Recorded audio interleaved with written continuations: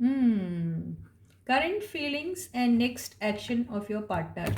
आपके पार्टनर की current feelings क्या है और उनका नेक्स्ट एक्शन आपकी तरफ क्या होगा, ये रीडिंग हम आज फिर से करेंगे। ओके गाइस, तो hey guys, this is Suman, your own tarot card reader, and I welcome you to my channel tarot fragrance सुमन।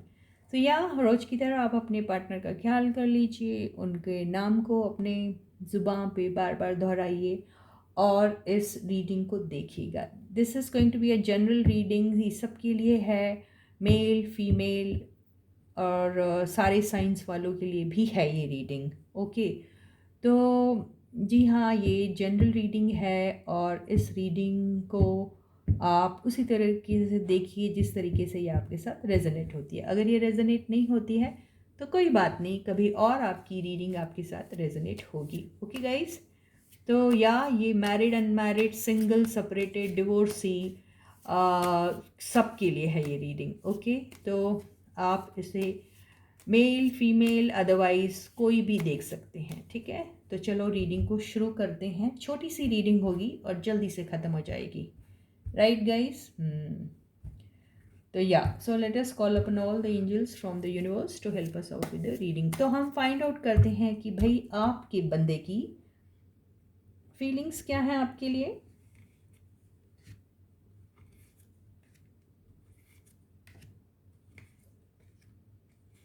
हम्म या और अभी आपकी फीलिंग्स देखेंगे आपके बंदे के लिए क्या है।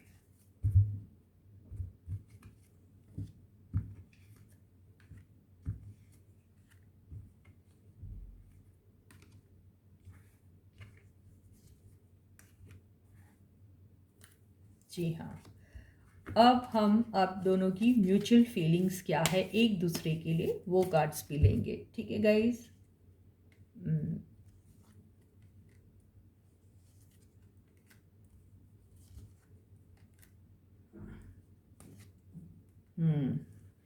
तो गाइस, जो कार्ड्स आई हैं वो इस तरीके से आए हैं, ये देखिए। ठीक है, तो फर्स्ट कार्ड आपकी फीलिंग्स जो आपके पार्टनर के लिए हैं, आपकी फीलिंग्स आपके पार्टनर के लिए जो हैं वो है 9 of cups, devil, king of swords, S of cups, and overall energy जो आई थी बॉटम की वो आई थी 7 ऑफ सॉर्ड्स। ठीक है गाइस, तो इससे ये पता चलता है कि आपके जो आपकी फीलिंग्स है, राइट, ये और ये आपके पार्टनर की फीलिंग्स है, करेक्ट ना गाइस? दिस इज आपकी फीलिंग। सॉरी गाइस, कैमरा थोड़ा गड़बड़ हो गया था, आई एम सो सॉरी। ठीक है, तो बॉटम की एनर्जी से समझ में आ रहा है कि आप जो हैं अपनी फीलिंग्स छुपा रहे हैं। ठीक है, आप अपनी फीलिंग्स छुपा रहे हैं, आप अपने पार्टनर के साथ इंटरेक्ट भी कर रहे हैं शायद से, लेकिन आप किसी और अकाउंट से उनके साथ इंटरेक्ट कर रहे हैं, ऐसा भी नज़र आ रहा है।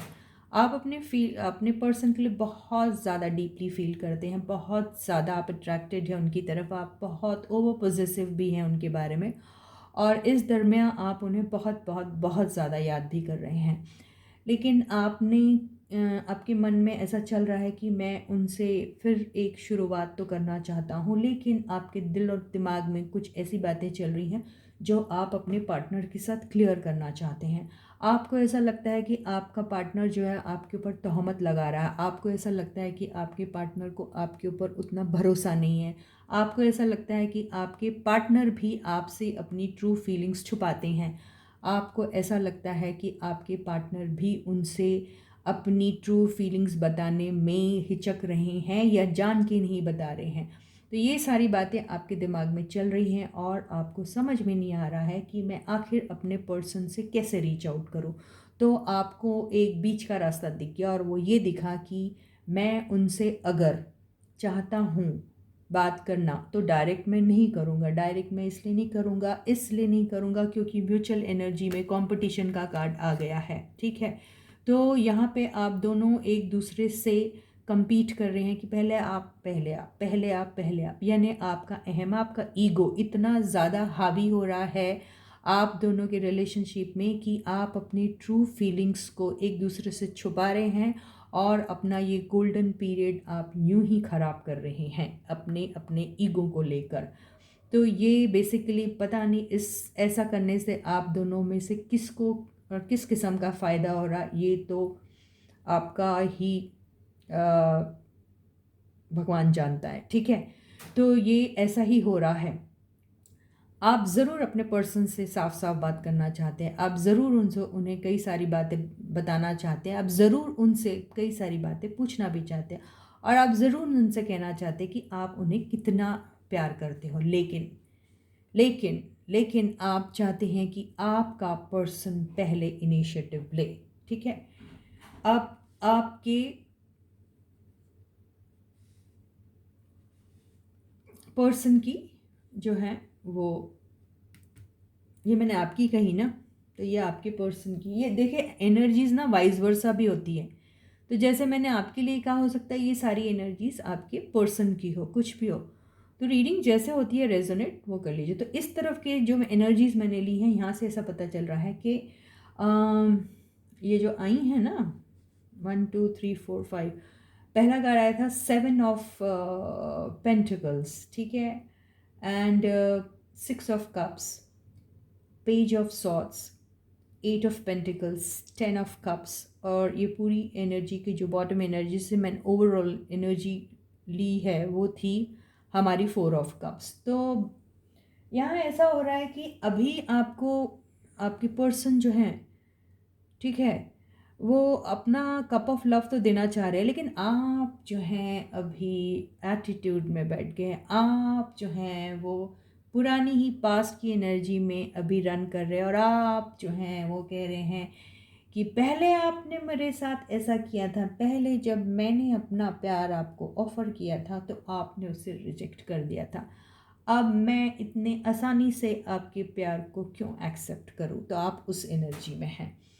आपको ऐसा लग रहा है कि नहीं, ये मेरे साथ जो बेइंसाफ़ी हुई है, जो मेरे साथ झूठ बोला गया है, या जो मेरे साथ बातें मेरे से छुपाई गई हैं, पहले पहले मुझे उसकी पूरी जानकारी मिल जाए, उसके बाद ही मैं या सोचूंगा या सोचूंगी आपके इस ऑफ़र को एक्सेप्ट करने के बारे में। तो यही आपके बीच, आपके मन और दिल और दिमाग में चल रहा है। ओके गाइस,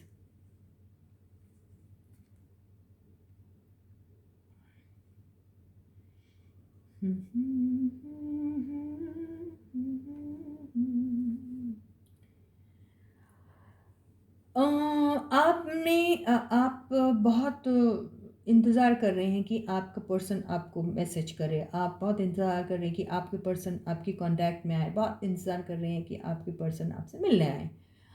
आप ये सब इसलिए सोच रहे हैं क्योंकि आप ये मान के चल रहे हैं कि आपने इस रिलेशनशिप पर बहुत दिया, बहुत कुछ किया, ठीक है, अब बारी उनकी है, आप ऐसा सोच रहे हैं। और आप उनको सोशल मीडिया पे स्टॉक भी कर रहे हैं, पता भी लगा रहे हैं कि आखिर वो क्या कर रहे हैं। लेकिन आप ये भी सोच रहे हैं कि नहीं, मेरे पास बहुत पेशेंस है, मैं इंतज़ार करूँगा या इंतज़ार करूँगी, ठीक है। तो आप उनके मैसेज के इंतज़ार में, आप उनके एक छोटे से वो कॉल के इंतज़ार में बैठे हो कि वो कब आपको फ़ोन करेंगे या फिर कब आपको मैसेज करेंगे, तब ये शुरुआत फिर से होगी, आप ऐसा ही सोच रहे हैं, ठीक है। तो आप पुरानी उन यादों को, पुराने उस एनर्जी में हैं, और आप उनके शायद मैसेजेस भी बार बार पढ़ते हैं। आप वो मैसेजेस को बार बार देखते हो, बार बार पढ़ते हो, और सोचते हो कि ये क्या हो गया, ये क्यों हुआ, ये कैसे हुआ, एंड ऑल दैट, ठीक है। आप शायद उनके पिक्चर्स भी देखते हो, आप उनके पिक्चर्स को एडमायर भी करते हो, और उन पुरानी यादों को याद करके आप बहुत खुश भी होते हो, ठीक है। आपको कहीं ना कहीं ऐसा लगता है कि इस रिलेशनशिप में किसी एक ने ही एफ़र्ट डाला था और दूसरा एफ़र्ट बिल्कुल नहीं डाल रहा था। जाहिर सी बात है, आप ये सोच रहे हैं कि आपने एफ़र्ट डाला था और आपके पर्सन ने उतना एफ़र्ट नहीं डाला।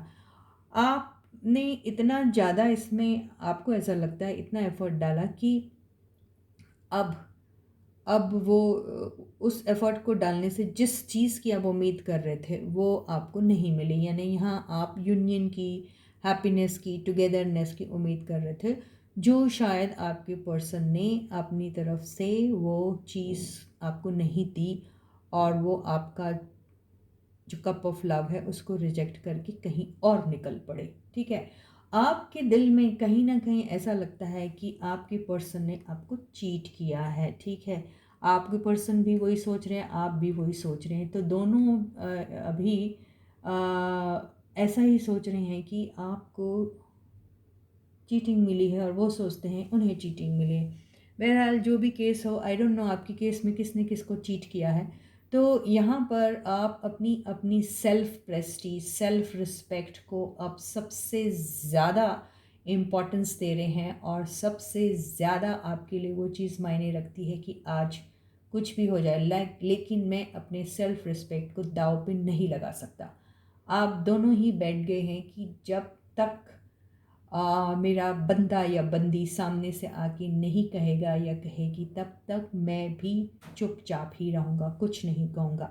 तो इस एनर्जी में आप दोनों चल रहे हैं। ठीक है, ऐसा करने से आपको क्या मिलेगा? ऐसा करने से आपको कुछ भी नहीं मिलने वाला। ना आपका उनके साथ कभी कुछ कम्युनिकेशन हो पाएगा, ना उनका आपके साथ कुछ कम्युनिकेशन हो पाएगा। तो इसमें बेसिकली दोनों की ही हार होने वाली है, यहाँ से ऐसा दिखाई दे रहा है। राइट, तो ये जो कम्युनिकेशन जो आप दोनों एक दूसरे से करना चाहते हैं, ये कम्युनिकेशन करने के लिए आपको हिम्मत होनी चाहिए। हिम्मत तो दिख रही है दोनों में है, लेकिन हिम्मत के साथ ये जो एक कंपटीशन वाली जो बातें आ गई, या फिर एक ये जो सेल्फ रिस्पेक्ट जो कुछ नहीं बट ईगो का एक डिसेंट सा नाम है जिसको हमने सेल्फ रिस्पेक्ट बोल दिया है, उसकी वजह से ये सारी चीज़ों में ख़राबी हो रही है। और आखिर में आप दोनों के हाथ क्या लगने वाला है? ये कुछ भी नहीं। तो यही होने वाला है और सिर्फ इंतज़ार इंतज़ार और इंतज़ार ही रहेगा फिर। ठीक है, तो यहाँ पर अब हम छोटा सा एक गाइडेंस ले लेते हैं यूनिवर्स से कि यूनिवर्स आपको ऐसे सिचुएशन पे जहाँ आप दोनों एक दूसरे के कंपेटिटर बन गए हैं बजाय इसके कि कंपेनियन बने, तो क्या करना चाहिए आपको। ठीक है, तो let us find out from the universe in this particular situation. हमारे जो व्यूअर्स और उनके पार्टनर को है उनके लिए एक कॉमन सा वो दे दीजिए एडवाइस, क्या करना चाहिए। Please universe help us out. Wow, S of wands. Universe आपको ज़ोर ज़ोर से चीख चीख के चिल्ला चिल्ला के बोल रहा है कि आपको एक पैशनेट बिगनिंग करनी चाहिए। तो ये कुछ लोगों के लिए ये न्यू बिगनिंग हो सकती, मतलब आपकी लाइफ में कोई नया कोई नया पर्सन आएगा, या फिर ये आपके ओल्ड एक्स के साथ फिर से एक नई शुरुआत, कुछ भी हो सकता। तो हम इसको क्लैरिफाई करते हैं। ठीक है guys, so universe please clarify this card. Is it the x और इज़ इट द नेक्स्ट? किसके साथ ये शुरुआत करने के लिए आप कह रहे हैं universe? Wow, two of cups. Two of cup से वो यूनिवर्स ये कहने की कोशिश करिए कि आपको एक लाइक माइंडेड टाइप का ही पर्सन मिलेगा। एक ऐसा पर्सन मिलेगा जिसके साथ आपका कोऑर्डिनेशन बहुत अच्छा बैठेगा, वहाँ इक्वल गिव एंड टेक होगा और आपको म्यूचुअल अट्रैक्शन होगा, वो म्यूचुअल लव होगा। ठीक है, और वो एक डिवाइन टाइम पे ही होगा ये सब पॉसिबल। लेकिन ये म्यूचुअल लव अगर आपका अपने इस पार्टनर के साथ भी है तो उनके साथ होगा या फिर नए के साथ? हाँ, आगे और देखते हैं।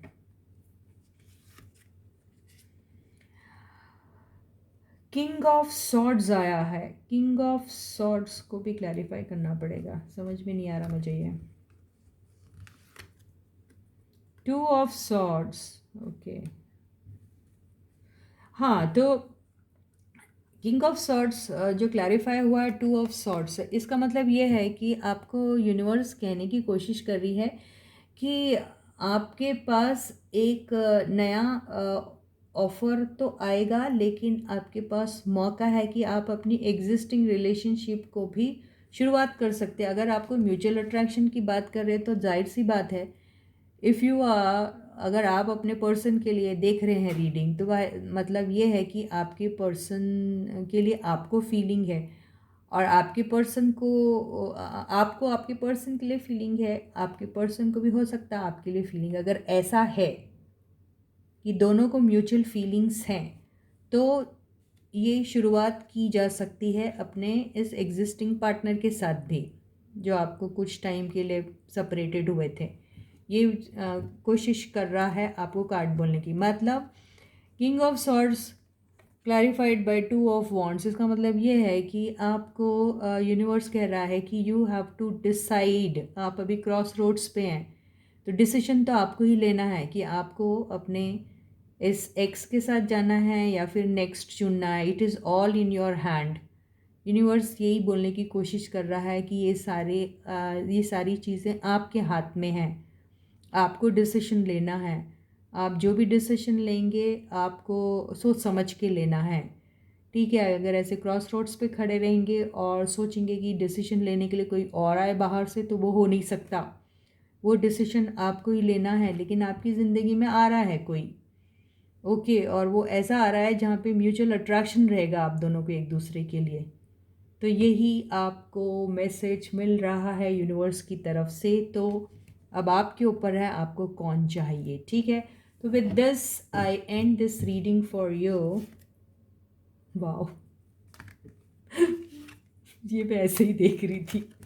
तो या guys, this was a wonderful reading, और इस रीडिंग के साथ हम आपको बहुत सारी शुभकामनाएं भेजते हैं। और इसके पहले कि मैं आपको टाटा बाय बाय बोलूँ, let me thank all those people who have already subscribe to my channel. प्यारे प्यारे कमेंट्स लिखने वालों को बहुत सारा love and luck from the universe. और जिन्होंने अभी तक सब्सक्राइब नहीं किया वो शायद जल्दी ज़रूर और सब्सक्राइब करेंगे, उम्मीद है मुझे पूरी। नोटिफिकेशन बेल और ऑल का ऑप्शन वाला जो है उसे प्रेस कर दीजिएगा और मेरे सारे वीडियोस को एंजॉय करिएगा, है ना गाइस। तो हम लोग फिर मिलते हैं अगले वीडियो में, और तब तक आप अपना बहुत बहुत और बहुत अच्छा ख्याल रखिएगा। Love you guys, bye.